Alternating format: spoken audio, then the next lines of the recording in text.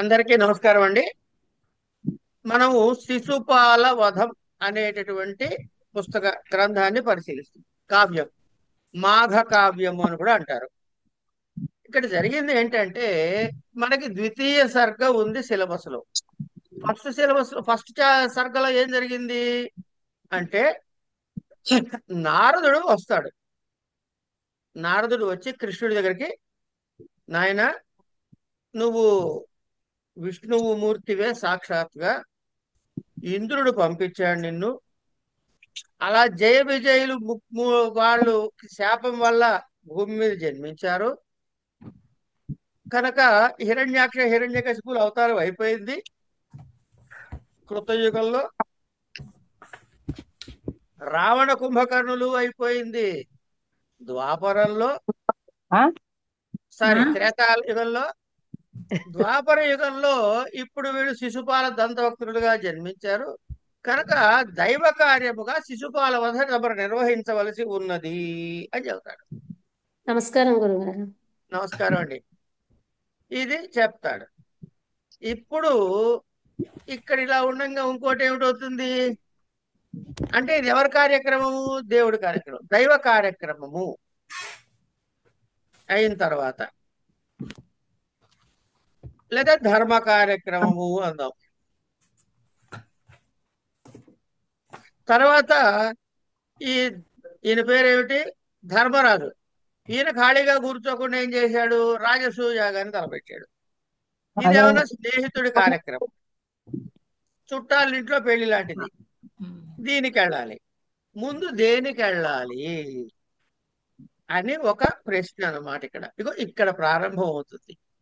అంటే ఏమిటవుతుంది? ఈ సర్గలో రాజకార్యాలోచనలు ఎలా చేస్తారు, ఏమిటి అనే విషయాన్ని మనకి పరిచయం చేస్తున్నాడు. ఈ యక్షమాణేనాహూతః పార్థేనాధద్విషన్మురం అభిచైత్యం ప్రతిష్టాసు కాశీత్ కార్యద్వయాకులః. అథ అంటే ఇంద్రుడు పంపిన కబురు విన్న తర్వాత, ఇయక్షమాణేనా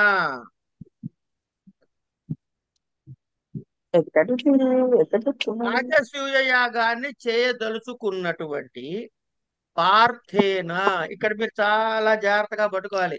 పార్థుడు అనగానే అర్జునుడు అనే అనక్కర్లా. వృధా యొక్క కుమారుడు కాబట్టి పార్థుడు అంటే వీళ్ళందరూ వస్తారు. ధర్మరాజు పార్థేన తృతీయ విభక్తిలో ఉంది కదా, ధర్మరాజు చేత ఆహూత పిలువబడ్డాడు. అలాగే అభిచైద్యం, చైద్యుడు అంటే శిశుపాలుడు. మీరు ఇవి చదువుకున్నారు కదా. పేజ్ 95 చూడండి. ఎక్కడ ఎక్కడ ఎక్కడ పేజ్ 95? పుస్తకాలు అండి. ఏ పుస్తకంలో? వరలక్ష్మి గారి పుస్తకం, వరలక్ష్మి గారిది. రైట్. ఏ పేజ్? 95. 95. ఓకే ఓకే, అన్ని ఎత్తుకుంటున్నా ఇంకా. సరే, ఏమండి ఇప్పుడు మీరు విభక్తులు చదువుకున్నారు కదా. సరే, కారక విభక్తులు చదువుకున్నారు కదా. ఏదో చదివిన చేశాను.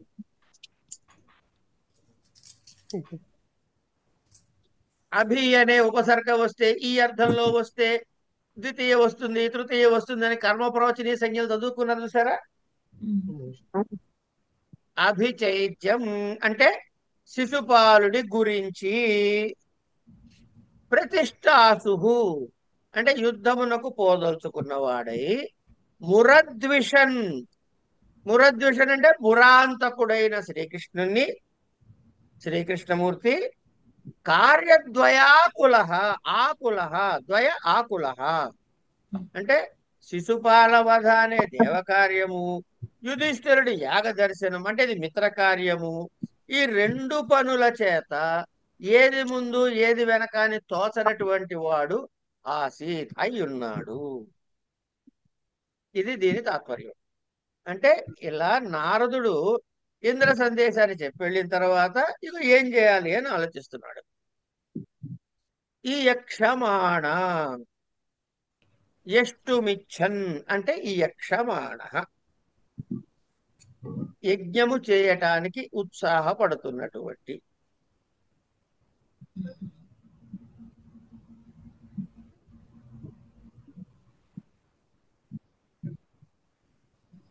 ఏమండి ఇది అభిచైద్యం చైద్యుడి గురించి ఏమండి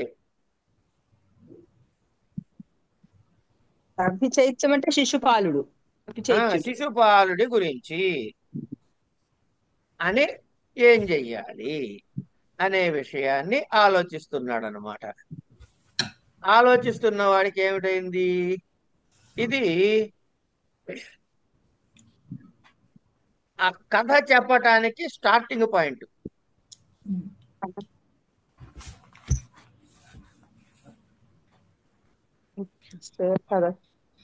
సారీ, ఇలా కార్యాలోచనకి కారణమైనటువంటి ఈ సందేహాన్ని తెలిపి ఆలోచనకి ఏదైతే సరి అయిన ప్రదేశము దాని దగ్గరికి చేరుతున్నాడు అనమాట.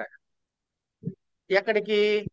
గురు కావ్యానుగాం విభ్రచ్ఛాంద్రీం అభినభశ్రియం సార్థముద్ధవ శీరిభ్యాం వాసదస్తదః అథ. ఇప్పుడు కృష్ణుడికి ఏం కలిగింది? సంశయం కలిగింది. ఈ సందేహం కలిగిన తర్వాత అసౌ ఈ కృష్ణుడు అభినభ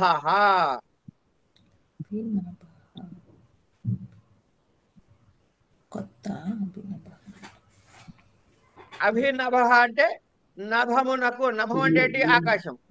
ఆకాశానికి ఎదురుగా గురు కావ్యానుగా, గురువు అంటే గురుగ్రహము, కావ్యము అంటే కనుక కవి నక్షత్రము అంటే కనుక శుక్ర నక్షత్రము అని. కావ్యుడు కావ్య అంటే శుక్రుడు అని అర్థం. కవిహి అన్న శుక్రుడు అనే అర్థం ఉంది కనుక గురు కావ్యగా అనుగాం అంటే వాళ్ళు తోడు రాగా, అనుగాం అనుగచ్చతి అనుగాం తోడు వచ్చునాగా, చాంద్రీం చంద్రునిదైనటువంటి శ్రియం అందమును బిభ్రత్ తాల్చిన వాడై ఉద్ధవ సీరిభ్యాం సార్థం. సీరి అంటే కనుక బలరాముడు. ఉద్ధవుడు బలరాములతో కూడుకొని సదహ అంటే సభని ఆసదత్ చేరెను. అంటే వీళ్ళు మంత్రాలోచన చేయటం కోసమని కృష్ణుడు ఉద్ధవ బలరాముల్ని వెంట పెట్టుకుని ఒక నిర్జనమైన సభా ప్రదేశానికి వెళ్ళాట. ఎలా వెళ్ళాడంటే ఉపమానాలంకారం చెబుతున్నాడు. చంద్రుడికి అటు ఇటు గురు నక్షత్రము శుక్ర నక్షత్రము ఉన్నప్పుడు ఉన్న చంద్రుడిలాగా, ఒకవైపు బృహస్పతి ఒకవైపు శుక్రాచార్యుల వారితో కూడి ఉన్న చంద్రుడిలాగా ఆకాశాన్ని పోలి ఉన్నాడు అన్నాడు.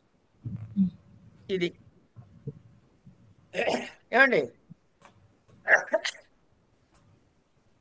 గురువాక్యమును అనుసరించువాడు గురు కావ్యములను అనుసరించువాడు గురు కావ్యానుగా అని ఇట్లా మన దానికి వ్యుత్పత్తులు మన తర్వాత చెప్పుకోవచ్చు, అవసరం లేదు. ఇలా అయిన తర్వాత మంత్రం అంటే సమాలోచన. గుర్తు పెట్టుకోండి విషయాన్ని. ఈ సందర్భంలో మంత్రము అంటే జపం చేసే మంత్రాలు కాదు, ఆలోచన చేయటము. ఇప్పుడు ఏమంటున్నాడు తర్వాత? జ్వాజ్వల్యమాన జగత శాంతయే సముపేయుషి వ్యద్యోతిష్ట సభా వేద్యామసౌ నరసిఖిత్రయీ. నరసిఖిత్రయీ భలే మంచి మాట. జగత అంటే లోకము యొక్క, శాంతయే శాంతి కలగడానికి నెమ్మది కోసము, ఇట్లా సముపేయుషి జ్వాజ్వల్యమాన బాగా మిక్కిలు ఎక్కువగా మెరుస్తున్నటువంటి అసౌ ఈ నరశిఖిత్రయీ. ఈ ముగ్గురు మూడు అగ్నుల్లాగా ఉన్నారట. ఏమండి? ఈ అగ్నుల్లాగా ఉన్నవాడు సభావేద్యాం, అంటే సభయందు అలంకృత స్థానమున వ్యజ్యోతిష్ఠత, వెలుగుతూ కూర్చున్నారు. అంటే లోకక్షేమాన్ని ఆలోచించటానికై ఒక చోట చేరినటువంటి ఆ ఉద్ధవ, బలరామ, కృష్ణులు ముగ్గురు కూడా యజ్ఞశాలలో త్రేతాగ్నుల వలె. యజ్ఞశాలలో త్రేతాగ్నులు అంటే ఏమిటి? ఆహవనీయాగ్ని, గార్హపశ్చాగ్ని, దక్షిణాగ్ని అని మూడు అగ్నులు ఉంటాయి యజ్ఞం చేసేటప్పుడు. వీటిని మూడింటిని కలిపి త్రేతాగ్నులు అంటారు. అలా వెలిగిపోతున్నారట, అలా ప్రకాశిస్తున్నారు అనేటటువంటి విషయాన్ని మనకి ఇక్కడ చెప్పారు. ఎందుకుట? లోక కళ్యాణం కోసం వాళ్ళు ఆలోచన చేయబోతున్నారు కాబట్టి. తర్వాత ఒక్క నిమిషం మీరు ఇక్కడ ఉన్నట్లయితే, ఇది మనం పరీక్ష కోసం చదువుకుంటున్నాం అనుకున్నాం కదా. కేవలము పరీక్ష కోసము తాత్పర్యార్థములతో సహా చదువుకుంటున్నాం. దీన్ని శాస్త్రంగా చదవాలి అంటే, సవ్యంగా ఒక కావ్య పరిశీలన దృష్టితో చదవాలి అంటే ఎట్లా చదవాలో చెప్పను ఒకసారి. ఒక్క శ్లోకానికి చెబుతా. అమ్మో ఇలా మాకు చెప్పకండి బాబు అనాలి మళ్ళీ మీరు. అంటే చాలా మంది అనరు, కానీ అలా చదువుకోవడం అనేదే కావ్యం చదివే పద్ధతి అమ్మ. నిజానికి అలా చదవాలి. కానీ మనం పరీక్ష దృష్టిలో కథ సారాంశము తెలిస్తే చాలు అనుకుని ఇప్పుడు శ్లోకము, దాని ప్రతి పదార్థము, తాత్పర్యం మాత్రం చదువుకుంటాం. ఇంతవరకు చదువుకుంటే చాలు మనకి. అసలు శాంపుల్కి ఎలా ఉంటుంది అని చెప్పడం కోసం ఒక్క శ్లోకాన్ని చెబుతా. జ్వాజ్వల్యమా, ఈ మూడో శ్లోకాన్ని చెప్పుకుందాం. జ్వాజ్వల్యమాన జగత శాంతయే సముపేయుషీ వ్యద్యోతిష్ట సభా వేద్యామసౌ నరసిఖిత్రయీ అని. అమ్మా ఫస్ట్ క్రియను వెతుక్కోవాలా ఇందులో? అవే వెతకదు. జగత అది మీరు దాన్ని ఏమంటారు, అర్థం చేయడానికి ఆకాంక్ష పద్ధతిలో చెప్పాల్సి వచ్చినప్పుడు, అన్వయం చేయాల్సి వచ్చినప్పుడు. ఆకాంక్షలో అన్వయం చేయాలంటే అప్పుడు క్రియలు వెతుక్కోవాలి. ఆకాంక్షలో జగత లోకము యొక్క శాంతయే నెమ్మది కొరకు, సముపేయుషి కూడినది అయి, జ్వాజ్వల్యమాన మిక్కిలి మెరుస్తూ ఉన్నటువంటి, అసౌ ఈ నరసిఖిత్రయి మనుషులను అనే అగ్నుల యొక్క త్రితయము, సభావేద్యం సభయనందు అలంకార స్థానమున, వ్యజ్యోతిష్ట అంటే వెలుగుతున్నారు అని చెప్పిన తర్వాత, పునః పునః అతిశయేన జ్వలతి జ్వాజ్వల్యమాన. జ్వాజ్వల్యమాన అంటే అర్థం ఏంట?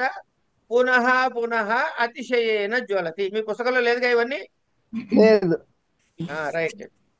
జ్వాజ్వల్యమాన, జ్వాజ్వల్యమాన, జ్వాజ్వల్యమానే, జ్వాజ్వల్యమానాః అని మళ్ళీ అది ఏ విభక్తిలో ఇచ్చాడు? జ్వాజ్వల్యమాన అని ప్రథమలో ఉంది కాబట్టి దానికి మూడు రూపాలు చెప్తాడు ఇక్కడ మనకి. జ్వాజ్వల్యమాన, జ్వాజ్వల్యమానే, జ్వాజ్వల్యమానాః అన్న తర్వాత ఏమిటి? ఈ జ్వాజ్వల్యమానం ఏ శబ్దము? జ్వాజ్వల్యమాన శబ్ద నకారాంత స్త్రీలింగ ప్రథమ ఏకవచన. ఇలా చెప్పాలి పాఠం వాళ్ళకి.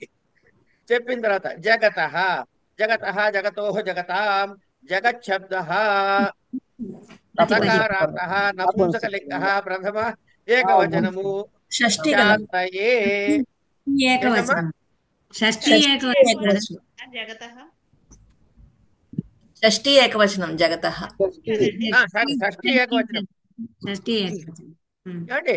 శాంతయే, శాంతయే, శాంతిభ్యాం శాంతిభ్యః, శాంతి శబ్ద ఇకారాంత స్త్రీలింగ, చతుర్థి చతుర్థి తర్వాత ఏకవచన, సముపేయుషి, సముపేయుషి సముపేయుష్యౌ సముపేయుష్యః, సముపేయుషాబ్ద సముపేయుషి శబ్ద ఈకారాంత స్త్రీలింగ ప్రథమ ఏకవచన, వ్యజ్యోతిష్ఠత వ్యజ్యోతిష్ఠత వ్యజ్యోతిష్ఠత తిష్టత, విపూర్వక విపూర్వక ద్యుత దీప్తౌ విత్యాస్మాద్ అకర్మకాద్ ధాతోః కర్తరి భూతే లుంగ్ ఆత్మని, ఆత్మవని ప్రథమ పురుష ఏకవచనము ఇట్ట చెప్తారండి.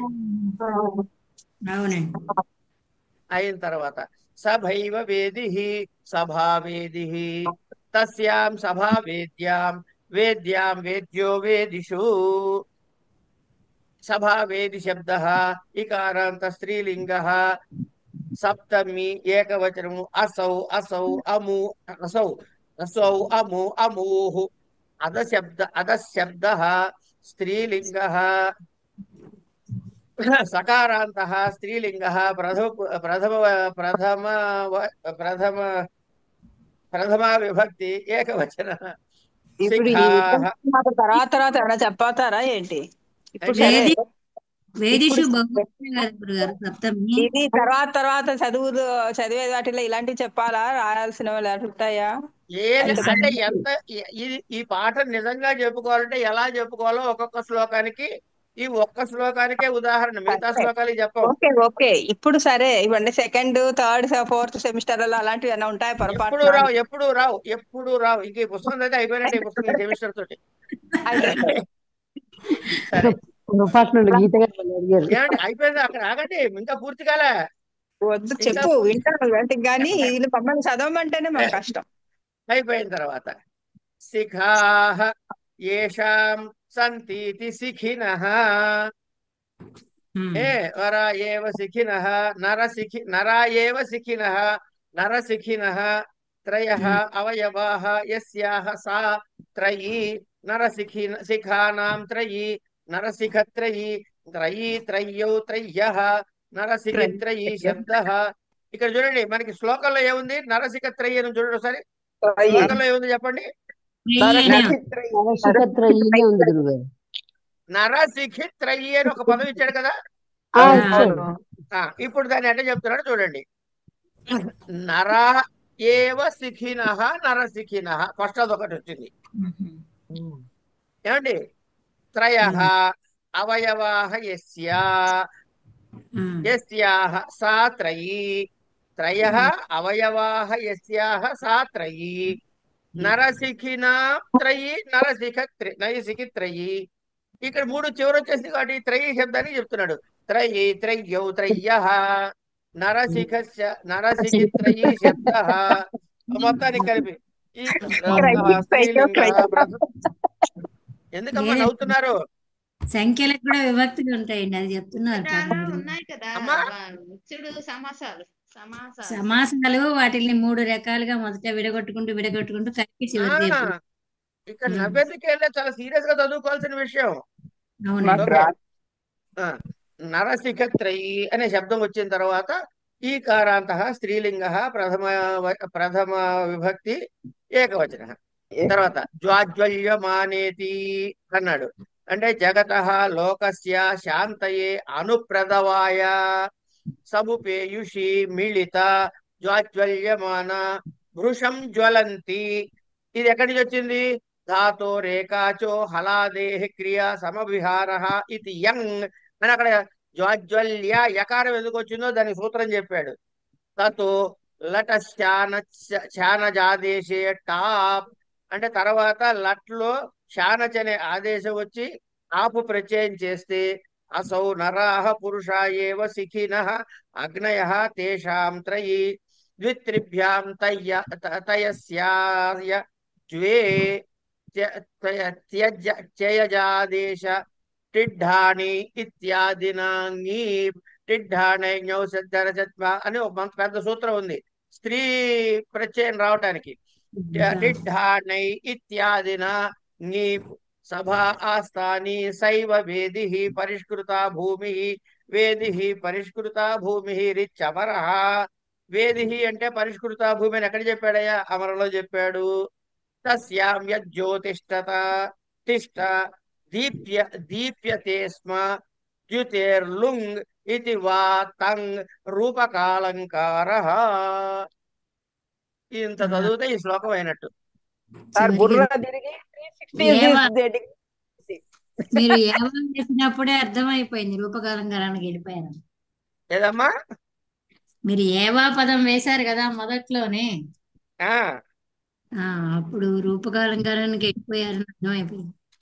ఇలాగా పాఠం చదువుకుంటే ఏమిటవుతుందంటే ప్రతి శబ్దము యొక్క వ్యుత్పత్తి, శబ్దం ఏమిటి, సమాసం ఏమిటి, ఏ విభక్తి, మూడు వచనాల దాని రూపాలు ఏమిటి, ఇలా చదువుకుంటే పంచకావ్యాలు చదివారు అని అంటే ఊరికే పుస్తకం తీసి ఈములు చాములు చదవటం కాదు. ఇలా చదువుకుంటే పంచకావ్యాలు వాడికి భాష రాకేమవుతుంది, సాధికారత రాకేమవుతుంది.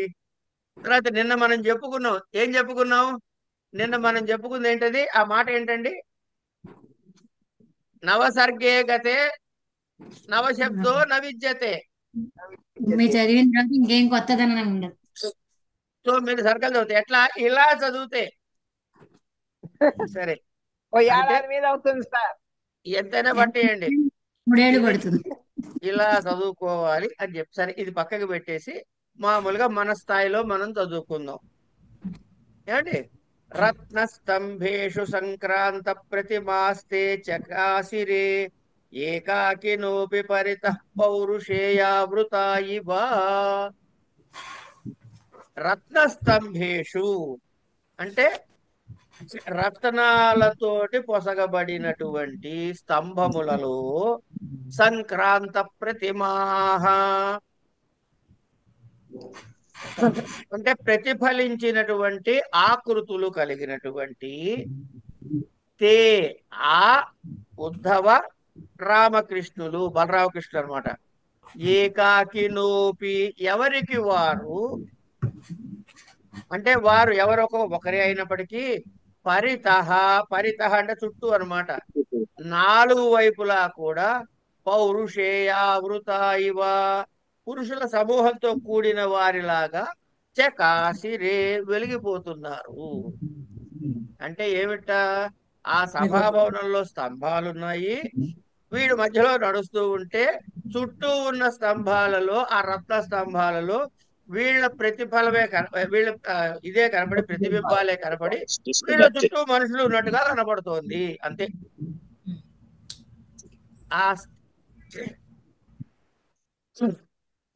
ఆ రాజసభ యందు ఒక్కళ్ళే కూర్చున్నా కూడా రత్న స్తంభాలలో ప్రతిబింబించినటువంటి వీరి శరీరాల కాంతి చేత ఇంకా కొందరు, ఇంకా వేరే వాళ్ళు ఉన్నట్టుగా కనపడుతోంది. అంతే. ఇలా చెప్పిన తర్వాత అంటే మనకి ఏం చేస్తున్నాడు ఇప్పుడు? సభా ప్రాంగణంలోకి తీసుకెళ్ళాడు. ఇంకా వీళ్ళు మాట్లాడుకో నోరెప్పలే.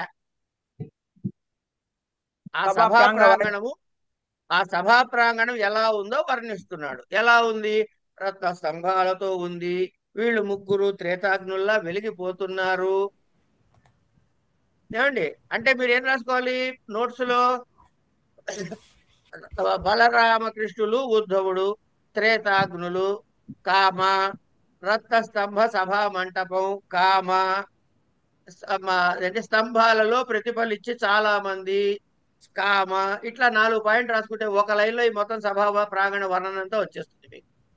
ఇది 1-10 సార్లు చదువుకుంటే గుర్తొస్తుంది. తర్వాత మీ ఇష్టం, తెలుగులో ఏమన్నా రాయండి. సార్ ఒకటి దీంట్లో కూడా ప్రతిపదార్థము అవన్నీ అడుగుతారా శ్లోకాలది? మనం ముందు చదువుకుందాం, తర్వాత పరీక్ష పేపర్ డిస్కస్ చేద్దాం. ఇప్పుడు పరీక్ష పేపర్ గురించి మాట్లాడను, సబ్జెక్ట్ చదువుకుందాం ఫస్ట్. మనం తల్లి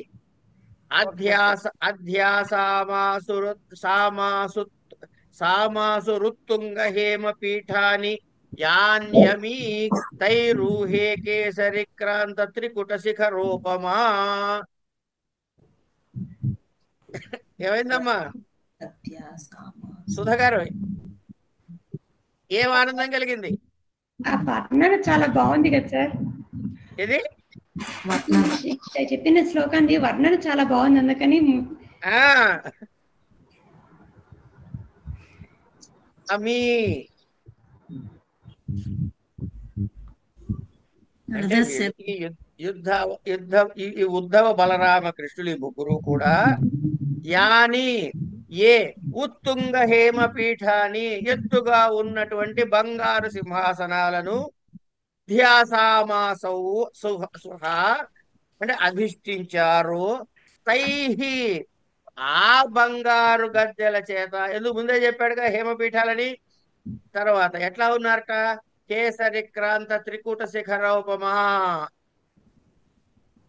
అంటే కేసరి కేసరి సింహముల చేత ఆక్రాంత ఎక్కబడిన త్రికూట పర్వతము యొక్క శిఖర శృంగములతో పోలిక ఊహించినట్టుంది. అంటే ఆ సభలో పెద్ద పెద్ద గద్దెలు ఉన్నాయని, దానిలో వీళ్ళు ముగ్గురు కూర్చున్నారని, త్రికూట పర్వతం యొక్క 3 శృంగాలు ఎక్కి కూర్చున్న 3 సింహాల్లాగా ప్రకాశిస్తున్నారని. ఈ త్రికూట పర్వతం రెఫరెన్స్ ఎక్కడొస్తుందో మీరు ఎవరైనా చెప్పగలరా? లంక లంక రావణుడికి హనుమంతుడు వెళ్ళి త్రికూటాచలం మీద అక్కడ ఉంటుంది. ఆ పర్వతానికి పేరు. ఈ 3 పర్వతాలు ఉన్నాయి ఇక్కడ. 3 సింహాసనాలు ఉన్నాయి, 3 పర్వతాలు ఉన్నాయి. త్రికూట పర్వతం అంటే శ్రీశైల మల్లికార్జునుడి దాని వర్ణనలో వస్తుంది కదండి, అది కాదా? గజేంద్ర మోక్షంలో ఈ గజేంద్రుడు మకరి పట్టుకున్నటువంటి లొకేషన్ మ్యాప్ ఒకసారి గజేంద్ర మోక్షం చూడండి. 3 త్రికూట పర్వతముల పైన ఉన్నటువంటి మధ్యలో ఉన్నటువంటి అని ఇక్కడ ఎక్స్ప్లెయిన్ చేస్తారు మనకు ఒకసారి. సరే, ఎక్కడైనా సరే ఏమిట్రా నాయన అంటే 3 పర్వతాలు ఉన్నాయి. ఆ పర్వతాల మీద ప్రతి దాని మీద ఒక్కొక్క సింహం కూర్చుని ఉంటే ఎట్లా ఉందో 3 బంగారు సింహాసనాల మీద ఈ ముగ్గురు కూర్చుని ఉన్నారట. అంటే ఇక్కడ ఎవరిని తక్కువ చేయట్లేదండి కవి, ఎవరిని కూడా తక్కువ చేసి మాట్లాడటం లేదు.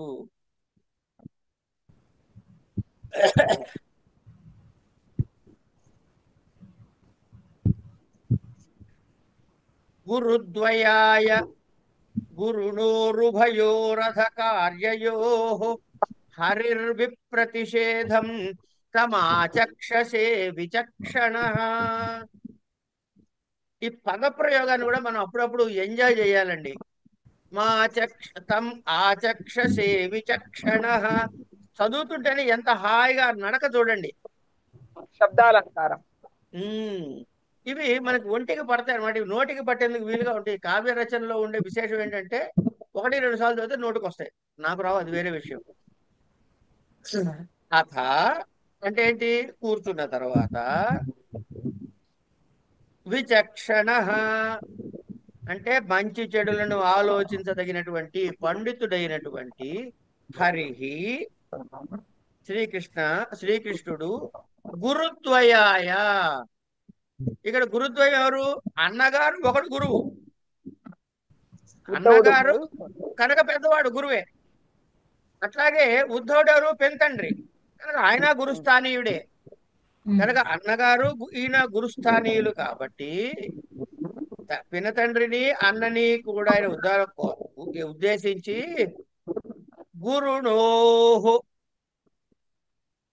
ఇక్కడ చూడండి, ఆ గురు శబ్దాన్ని ఎట్లా వాడుకుంటున్నారు. గురుణోహో అంటే చాలా ప్రబలమైనటువంటి, అల్పము కానటువంటి, ఉభయోహ కార్యయోహో 2 పనుల యొక్క తం ఆ విప్రతిషేధం అననుకూలత. అంటే ఇక్కడికి వెళ్తే అక్కడికి వెళ్ళాడు, అక్కడికి వెళ్తే ఇక్కడికి వెళ్ళలేడు. ఇందులో ఉండేది ఏంటి, ఇందులో ఉండే కష్టం ఏంటి? ఇదేమన్నా దేవకార్యం, ఇదేమన్నా మిత్రకార్యం. ఇటు పోవాలా అటు పోవాలా, ఈ ఊగిసలాట అనమాట. ఆ చక్షే చెప్పాడు. ఈ ముగ్గురు కూర్చున్న తర్వాత కృష్ణుడు ఏం చేశాడు, అసలు ఎందుకు మీటింగ్ పెట్టాడో చెబుతున్నాడు అనమాట. అయ్యా, మనం ప్రస్తుతం మన టాప్ ప్రయారిటీ ఏమిటి? శిశుపాల సంహారార్థం వెళ్దామా, ధర్మరాజు రాయసూయాగానికి వెళ్దామా అని ఈ సందిగ్ధాంశాన్ని వివరంగా వీళ్ళిద్దరికి పినతండ్రి అయినటువంటి ఉద్ధవుడికి, అన్నగారైన బలరామస్వామికి చెప్పాడు.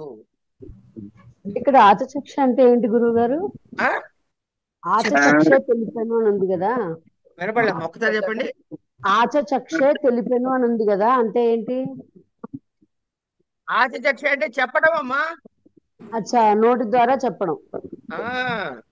ఓకే, సరే. వినండి, ఎవరు ఇప్పుడు అడిగి ప్రశ్న అడిగిన వాళ్ళు ఎవరు? నేనండి, అరుంధతి. అరుంధతి గారు. అలా వచ్చినప్పుడు మనం ఏం చేయాలంటే ఇందాక చెప్పేనే ఆ మోడల్లో చెప్పాల్సి వస్తుంది. ఏమిటది? ఆచక్షసే, ఆచచక్షే, ఆచచక్షేతే, ఆచచక్షిరే అని 3 రూపాయలు చెప్పి ఆంగ్ పూర్వక, ఆంగ్ అనేటటువంటి ఉపసర్గ పూర్వక చక్షి చక్షి వ్యక్తాయాం వాచి. ఈ చక్షి అనేటటువంటి ధాతువుకి వ్యక్తాయాం వాచి నోటితో చెప్పటము అని అర్థము. ఓకే ఓకే అండి. ఓకే, ఇదేమిటిది? Thank you. ఆ అనన్య పరోక్ష ఆ, అది సకర్మకాత్ కర్తరి భూతే లిట్ ఆత్మనేపది అని ఇంత వివరంగా చెప్పచ్చు. ఓకే అండి, థ్యాంక్ యూ. పర్లేదండి. అడిగారు కాబట్టి అప్పుడప్పుడు కావాలంటే ఇటువంటి చెప్పుకుందానండి, మన దగ్గర ఇబ్బంది ఏం లేదు. ఇదండి నా సమస్య అని కృష్ణుడు వీళ్ళిద్దరికీ చెప్పాడు. ఇక్కడ గమనించాల్సిన విషయం ఏంటంటే అండి, కృష్ణుడు నిర్ణయం చేసి ఏమై మనం ముందుకు వెళ్దాం అంటే వీళ్ళిద్దరు కాదంటారా? కానీ అడగాలి నలుగురిని, వాళ్ళ అభిప్రాయాలు తీసుకోవాలి. ఇది ఉత్తముల లక్షణం. విభీషణుడు వచ్చాడు, రాముడు ఏం చేయొచ్చు? సరే రాబోయ్ అనొచ్చు, చిచి అవతలకు పో అనొచ్చు, ఏమన్నా అనొచ్చు, అరే వీడి పట్టు కట్టేయండి రా అనొచ్చు, ఏమన్నా అనొచ్చు. అంతమందిని అక్కడ మీ అభిప్రాయాలు చెప్పండి అన్నాడు. ఫైనల్ డెసిషన్ ఆయన తీసుకోవచ్చు, అది వేరే విషయం. కానీ అసలు ఎవరి కడుపులో ఏముంది అని తెలియాలి కదా. ఇట్లా అందుకని మీటింగ్.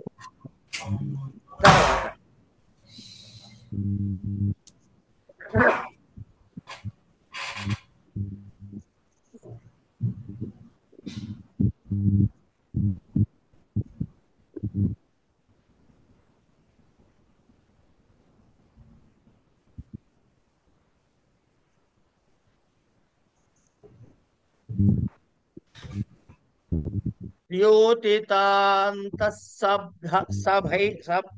సభైః ద్యోతితాంతఃసభైః కుందకుట్మలాగ్రతతః స్మితైః స్నపితే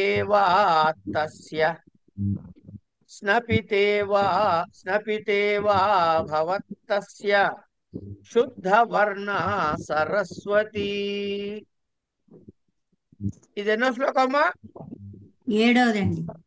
రైట్. సప్తమ శ్లోకః. ద్యోతితాంతఃసభైః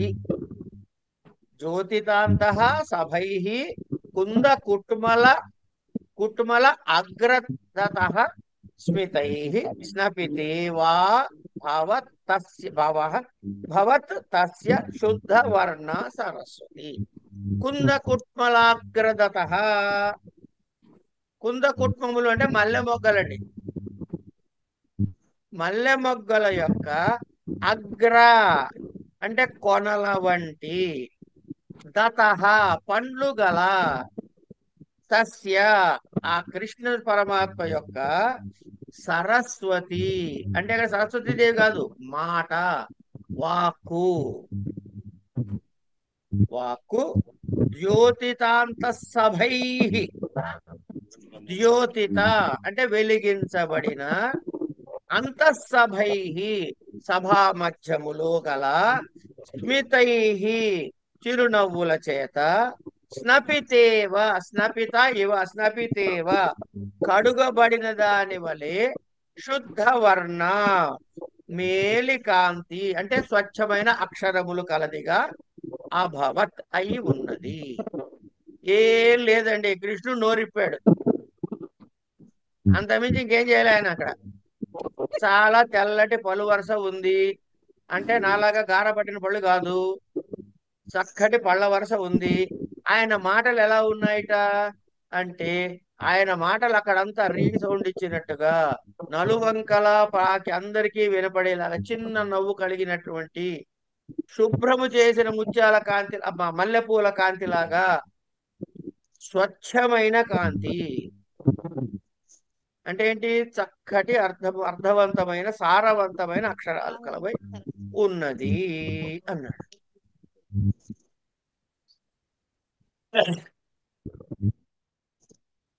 భవద్గిరామవసర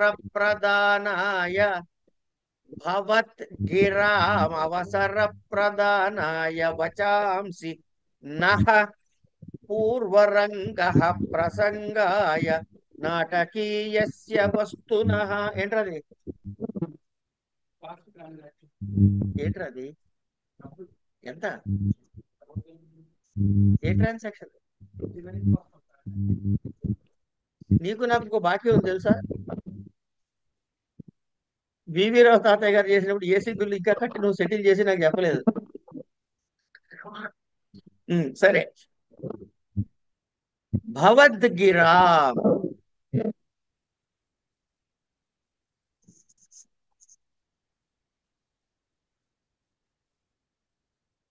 సారీ, ఇప్పుడు కృష్ణుడు ఎవరెవరు ఉన్నారండి ఇక్కడ ఒకసారి చెప్పండి. శ్రీకృష్ణుడు, ఉద్ధవుడు, ఉద్ధవుడు, బలరాముడు, శ్రీకృష్ణుడు. ఇప్పుడు ఎవరు మాట్లాడుతున్నారు? కృష్ణుడు. కృష్ణుడు మాట్లాడుతున్నారు. అసలు ఇక్కడ ఎందుకు మీటింగ్ పెట్టారు? శిశుపాల వధ చెయ్యానికి వెళ్ళాలా అని బంధు కార్యమా, స్వామి కార్యమా, దేవ కార్యమా, మిత్ర కార్యమా? దేవ కార్యమా. రాజసూయాగానికి వెళ్ళాలా లేకపోతే శిశుపాల వద్ద వెళ్ళాలా అని దీని మీద సలహా తీసుకోవడానికి కదా పిలిపించాడు. మరి ఎవరిని మాట్లాడమనాలి? వాళ్ళిద్దరిని మాట్లాడమనాలి. మరి ఇప్పుడు ఎవరు మాట్లాడుతున్నాడు? కృష్ణుడు. మరి వాళ్ళని మాట్లాడమని పిలిచి వాళ్ళ అభిప్రాయం తీసుకోకుండా ఈయనే మాట్లాడితే ఎలా? అంటే తన అభిప్రాయం అసలు ఏం ప్రాబ్లం? ఎందుకోసం? ఒక్క నిమిషం వస్తున్నా, అక్కడికే వస్తున్నా. అందుకని భవద్గిరామ అవసర ప్రధానాయ వచాంసినః పూర్వరంగ ప్రసంగాయ నాటకీయస్య వస్తునః. అంటే భవద్గిరా మీ మాటలకు అవసర ప్రధానాయ, దానికి ఒక కాంటెక్స్ట్ క్రియేట్ చేయడం అన్నమాట. ప్రస్తావనని కలిగించడం కోసమని నహ నా యొక్క, మా యొక్క, నహ అంటే మా యొక్క, రాయల్ వి అన్నమాట. వచాంసి మాటలు, పూర్వరంగ నాటకీయస్య వస్తునః ప్రసంగాయ, ప్రసంగాయ హి అంటే ఒక నాటకం వేస్తున్నప్పుడు పూర్వరంగంలో ముందేం చెప్తారంటే వాళ్ళు పూర్వరంగంలో ఉంటుందండి. నాటకం వేస్తున్నప్పుడు దానికి డైరెక్ట్ గా వచ్చి పాత్రధారులు వచ్చారు. ముందు పూర్వరంగము ఉంటుంది. పూర్వరంగం అంటే ఇక్కడ మళ్ళీ దీనికి చాలా ఉన్నాయి. స్క్రీన్ వెనకాల జరిగేది కొంత ఉంటుంది, స్క్రీన్ ముందు జరిగేది కొంత ఉంటుంది. స్క్రీన్ వెనకాల జరిగే దానిలో దైవ పూజలు, రాక్షసుల్ని రాకుండా చేసే మంత్రాలు చదవటము, కొన్ని స్తోత్రాలు చేయడం ఇవన్నీ ఉంటాయి. తర్వాత మళ్ళీ నాంది ఉంటుంది. నాంది అయిన దాన్ని నాంది అంట. తర్వాత ప్రస్తావన, కాంటెక్స్ట్ చెప్పాలి వాడు. ఆ సూత్రధారుడు వచ్చి కాంటెక్స్ట్ చెప్తాడు. మనం ఇప్పుడు ఎక్కడికి వచ్చాము? మనం వాళ్ళ హైదరాబాద్ వచ్చాము. హైదరాబాద్ లో రవీంద్ర భారతిలో ఉన్నాము. ఏం చేయబోతున్నాము? ఇక్కడ కాళిదాసు గారు రాసినటువంటి అభిజ్ఞాన శాకుంతల నటించబోతున్నాము. ఈ కాలంలో అభిజ్ఞాన శాకుంతలం చూసేవాడెవడు? ఇట్లా మాట్లాడుకుని మనని ఆ చూసే ప్రేక్షకుణ్ణి ఆ కాలము, ఆ దేశము, ఆ సందర్భాన్ని కూర్చోబెడతాడనమాట ఈ ప్రస్తావన ద్వారా. అప్పుడు మనం అక్కడికి వస్తాము, అక్కడి నుంచి కంటిన్యూ అవుతాయి. అలాగా నాయన మీ మాటలకి సందర్భం కల్పించడం కోసం, అంతేగాని నా ప్రజ్ఞ ఏదో చూపించుకోవాలని కాదు.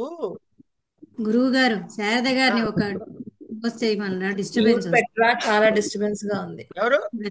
శారద పెట్టుకున్నారు.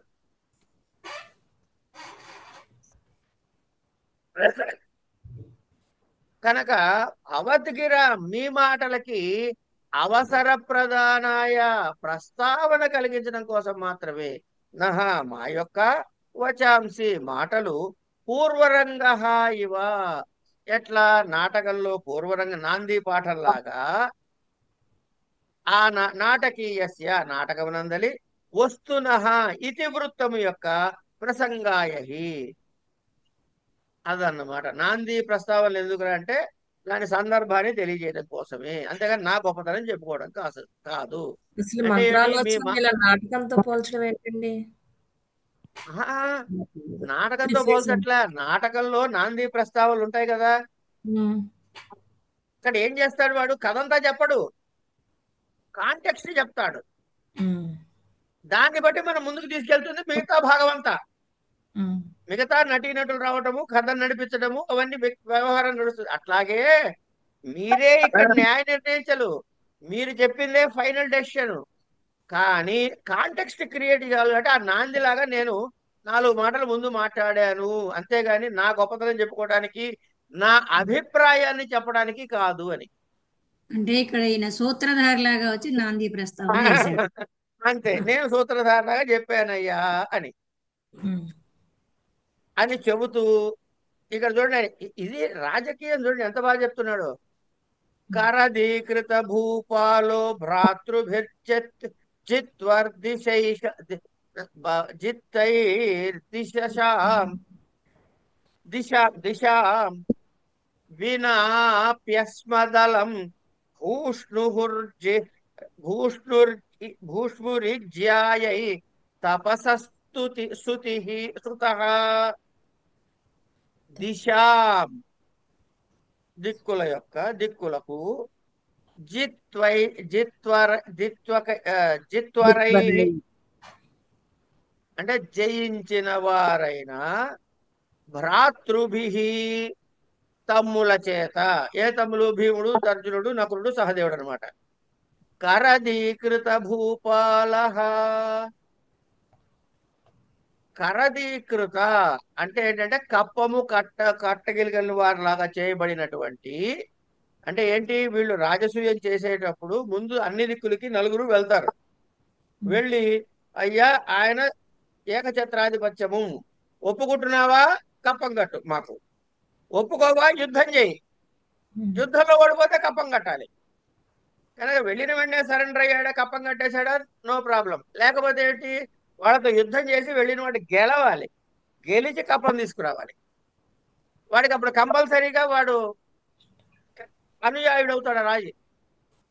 అలా చేయబడిన భూపాలాహ రాజులు కలిగిన కరదీకృత భూపాలో జిత్తైరై దిశ వినాప్యస్మదలం.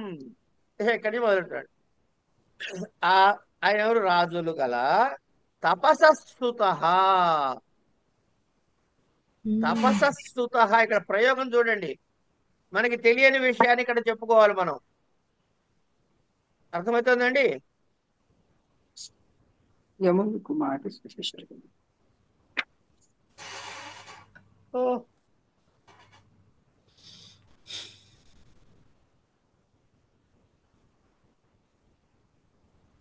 తపస శబ్దానికి యముడు అని అర్థంట.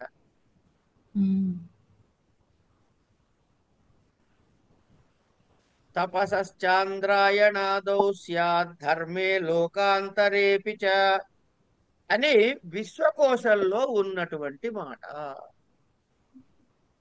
మనకి కోశాలు చాలా ఉన్నాయండి. విశ్వకోశము, తర్వాత హలాయుధ కోశము, మేదిని కోశము, అమర కోశము, ఇట్లాంటి అనేక కోశాల్లో ఈ పదాలు ఉన్నాయి. అంటే ఇప్పుడు మనకి కొత్త పదం తెలిసినట్టేనండి. తపస్సు అంటే గనక ఈ యముడు అని అర్థం వచ్చిందా? ఇది ఇంకా నవసర్గంలో మొదటి సర్గేగా. నవసర్గాలు చదువుకుంటే నవశబ్దం ఉండదని చెప్పిన దానికి మనకి ప్రూఫ్ వచ్చినట్టేగా. సరే, కనుక తపసస్తుత యముడి కొడుకైన యుధిష్ఠిరుడు అస్మాద్ వినాపి మనము లేకున్నా ఈజ్యాయై యజ్ఞము చేయటం కోసం అలం సరిపోయిన వాడు, చాలిన వాడుగా పూష్ణుహు అంటే కాగలడు అని అర్థం. అంటే దిక్కులందు అన్ని రాజుల్ని ఓడించి కప్పకు తీసుకున్నటువంటి విశేష ఖ్యాతి కలిగినటువంటి సూర్యులైన తమ్ములు ఉన్నటువంటి వాడైనటువంటి వాడు కనుక ధర్మరాజు మన సహాయం లేకున్నా రాజసూయాన్ని చేసుకోగలడు. అయ్యింది. సరే, బాగానే ఉంది, చేసుకున్నాడు. ఇంకేమిటి పరిస్థితి? పరదీకృత భూపాలహ అన్నది యముడికి విశేషణమా లేకపోతే మన ఏంటిది యుధిష్ఠిరుడికా? యుధిష్ఠిరుడికి యముడి కొడుకు అని చెప్పారు అంతే. ఎవరు? వెంకటరెడ్డి గారా? కూర్చోండి, వస్తున్నా. కరదీకృత భూపాలహ ఎవరు? తపస్సు. ఒక్క నిమిషం. ఇది ఎవరైనా నీలిమ అడిగింది? అవునండి. రైట్. కరదీకృత భూపాల ఏ విభక్తిలో ఉంది? ప్రథమ ఏకవచనం. ప్రథమ విభక్తి అని చెప్పండి చాలు. ప్రథమ విభక్తి. ఇంకా ప్రథమ విభక్తి వచనాలు ఏమేమి ఉన్నాయి అందులో? సహా కూడా ఉంది కదా.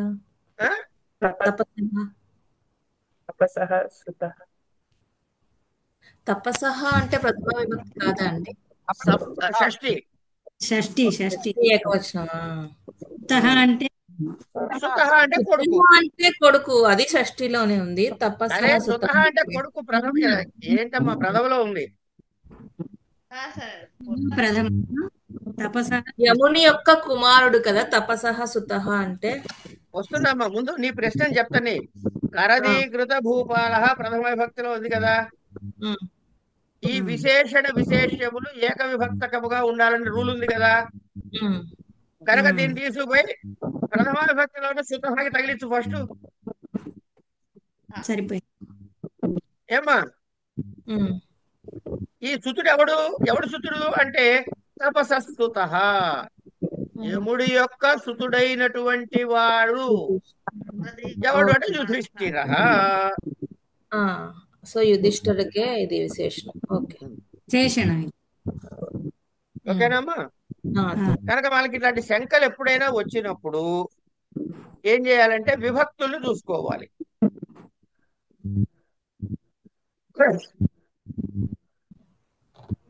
ఇప్పుడు నారం దదాతీతి నారద, కరం దదతీతి కరదః. చాలా మంది ఇచ్చారు కాబట్టి కరదాహ.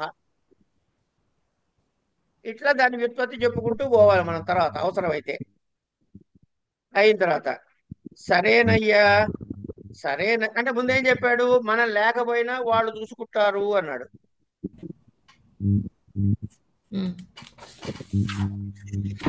తర్వాత ఉత్తిష్టమానస్తు పరోనోపేక్ష్య పథ్యమిచ్చత సమౌహిశిష్యైరామ్నాతౌ వర్త్యం వామయస్తచ. తర్వాత ఇవన్నీ కూడా కృష్ణ వచనాలేనండి, గుర్తుపెట్టుకోండి.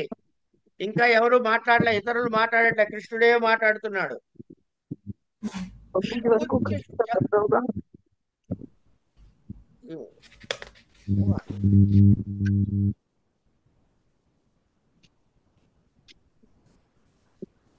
ఉత్తిష్టమానః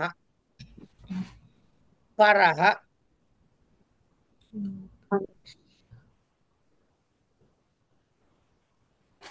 ఉత్తిష్టమానస్తు పరః.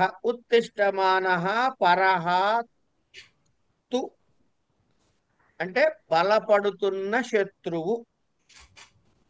పథ్యం ఆరోగ్యము క్షేమమును, ఇచ్చత కోరునట్టి, పుంస శత్రు పురుషుడి చేత, నోపేక్ష్య చూచి కూడా ఊరుకుండదగిన వాడు కాడు. ఎట్లా అంటే వర్ష్యంతౌ పెరుగుతున్నటువంటి, ఆమయ అంటే రోగం అండి, అనామయము అంటే రోగము లేకపోవుట, ఆమయము అంటే రోగము. సహా ఆ వృద్ధి చెందిన శత్రువుడు, శిష్యై రాజనీతిజ్ఞుల చేత, సమా ఏమండి ఆమ్నాతౌ అంటే ఏమిటి చెప్తున్నారు ఇక్కడ బాగా చూసుకోండి. ఒక ఆరోగ్యము లేని వాడికి జబ్బు బాగా బలపడుతున్నది అనుకోండి, వాడు ఏం చేయాలి, వెంటనే మందు తీసుకోవాలి. అట్లా కాకుండా చూస్తూ ఉపేక్ష చేసి కూర్చోగలడా? కూర్చోలేడు. సరిగ్గా అలాగే శత్రువు కూడా బలపడుతూ ఉన్నట్లయితే, ఈ జబ్బులాగా, ఈ రోగములాగా, ఈ రోగం ఉన్నట్టు శత్రువు కూడా బలపడుతూ ఉన్నట్లయితే, రాజనీతిజ్ఞులు ఏం చెప్పారయ్యా అంటే వీళ్ళిద్దరిని సమానంగా ట్రీట్ చేయవయ్యా అన్నారు. అంటే ఏం చేయాలి, రోగాన్ని తగ్గించడానికి తీసుకునే స్టెప్పులాగా వీడిని సంహరించే స్టెప్పులు తీసుకోమని చెప్పాడు. అంటే కృష్ణుడు 2 స్టెప్పులు చెప్పాడు ఇక్కడ. ఒకటి, ఇక్కడ కృష్ణుడి మాటని పట్టుకోవాలి మనం.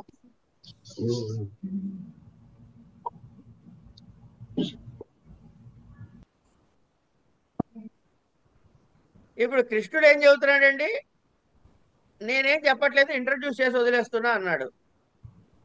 కానీ ముందేం చెప్పాడు, ఇదిగో వాళ్ళకిద్దరికి అన్నదమ్ములు బలమైన తమ్ముళ్ళు ఉన్నారు, వాళ్ళతో సాధించి వచ్చాడు, మనం వెళ్ళకపోయినా ఆయన మేనేజ్ చేయగలుగుతాడు రాజయోగం అని చెప్పాడు. వెంటనే ఏం చెబుతున్నాడు, ఇదిగో పెరుగుతున్న రోగము ఎదుగుతున్న శత్రువు ఒకటే అని రాజనీతిజ్ఞులు చెప్పారయ్యా.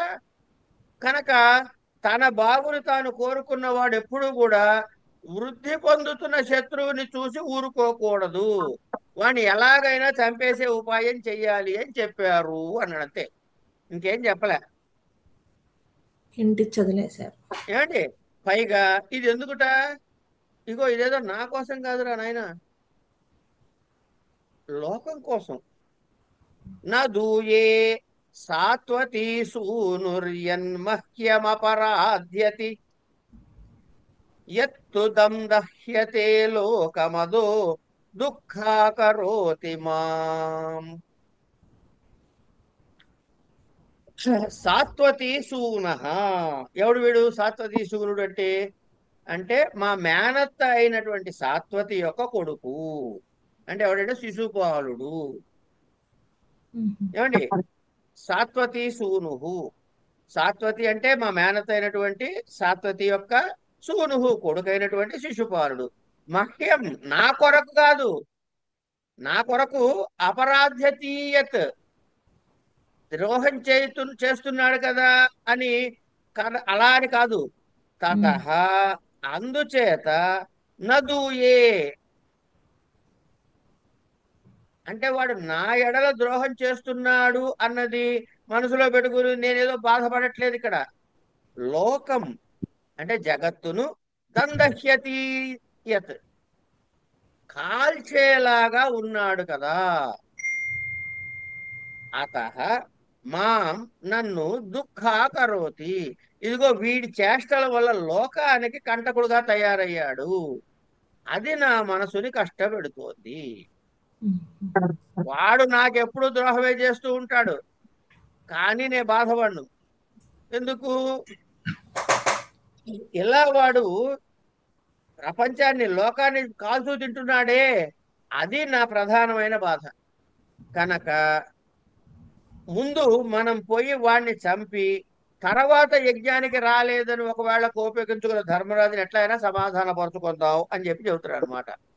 ఏం చెబుతున్నాడు, ఎత్తు దమ్యహ్యతే లోకమధో దుఃఖాకరోతి మాం, ఇది నాకు దుఃఖకరంగా ఉన్నది అని చెప్పిన తర్వాత ఇక్కడికి ఏం చెప్తున్నాడు, ఇక్కడి నుంచి నెక్స్ట్ ప్రశ్న.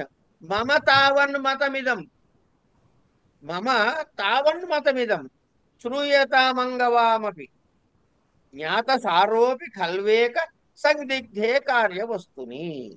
మమ తావత్ నా యొక్క, మతం ఇష్టము, ఇదం ఇది, అంగ అయ్యా, వామపి వామ్ అంటే మీ యొక్క, ఏంటి మ్యూట్ చేసుకో గీత, వామపి మీ యొక్క, మతం మీ ఉద్దేశం ఏమిటో, శ్రూయతాం వినపించబడుగాక, జ్ఞాతసారోపి, ఇక్కడ చూడండి ఆయన గురించి చెప్పుకుంటున్నాడు, ఆయన కృష్ణుడు చెప్తున్నాడు, వినే మాటేనండి. జ్ఞాతసారోపి, తత్వము తెలిసిన వాడినైనప్పటికీ కూడా, ఏకహ ఒంటరి వాడు, కార్యవస్తుని కార్యము చేయదగిన దాని యందు, సందిగ్ధేఖలు అనుమానపడతాడు కదా. అంటే నాకేం చేయాలో తెలుసు, ఎలా చేయాలో తెలుసు, అయినా నేను ఒక్కడనే ఆలోచన చేసి నిర్ణయం చేసుకోవడం ఏమిటి. కనుక మీ చెప్పేదలుచుకుంది మీ మనసులో ఏముందో తెలుసుకునేంత వరకు నా ఉద్దేశం ఇది. ఇప్పుడు మీ ఉద్దేశాన్ని వినగోరుతున్నా. ఎందుకుట, ఎంత గొప్పవాడైనా, అందుకే రాముడి దగ్గర నుంచి చూసుకోండి, ఎంత గొప్పవాడైనా ఎంత తెలివిగలవాడైనా ఒక కార్యము పట్ల సందేహము కలిగితే, ఇటెళ్ళాలా అటెళ్ళాలని సందేహం వచ్చింది, కలిగితే ఇతరుల అభిప్రాయం తీసుకోకుండా తనంతట తాను స్వతంత్రించకూడదు అని.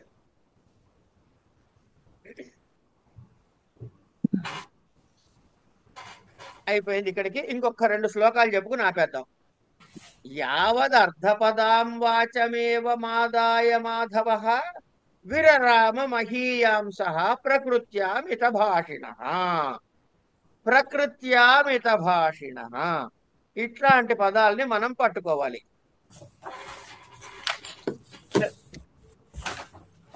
ఏమిట ఆయన ఏమంటున్నాడు? యావద్ అర్ధపదాం వాచ ఏవం ఆదాయ మాధవః విరరామ మహీయాంసః ప్రకృత్యా మిషభాషిణః. మాధవః అంటే కృష్ణుడు యావదర్ధపదాం తన మనసులో ఉన్న అభిప్రాయాన్ని స్పష్టముగా అర్ధపద మాటల్లో అర్థాన్ని స్పష్టంగా చెప్పి వాచం చెప్పి వాక్యాన్ని ఇలా ఏవం ఆదాయ తీసుకుని విరరామ ఊరుకున్నాడు.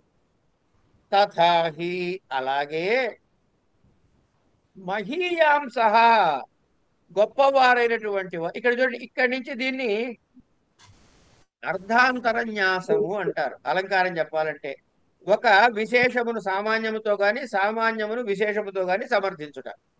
ఇక్కడ ఏమంటున్నాడు? మహీయాంస గొప్పవారు ప్రకృత్యా అంటే తమదైన సహజమైన గుణముతో, నైజ గుణము అంటామే, నైజ గుణముతోటే మితభాషిణ ఎక్కువగా మాట్లాడని వారు అయి ఉంటారు. అంటే కృష్ణుడు ఇలా అర్ధ గౌరవముతో ఉన్నటువంటి మాటలను క్లుప్తముగా చెప్పి ముగించాడు. గొప్పవాళ్ళు ఎప్పుడు అనవసరంగా అధిక ప్రసంగం చెయ్యరు కదా అన్నాడు అన్నమాట. ఇక్కడి వరకు కృష్ణుడి యొక్క ఇంట్రడక్షన్ అయింది.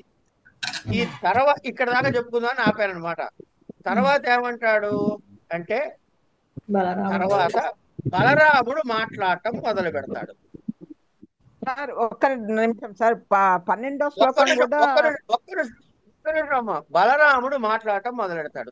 ఇక్కడి నుంచి రేపు చెప్పుకుందాం, ఇక్కడికి ఇవాళ ఆపుకుందాం. ఇప్పుడు చెప్పండి ఏమంటారు?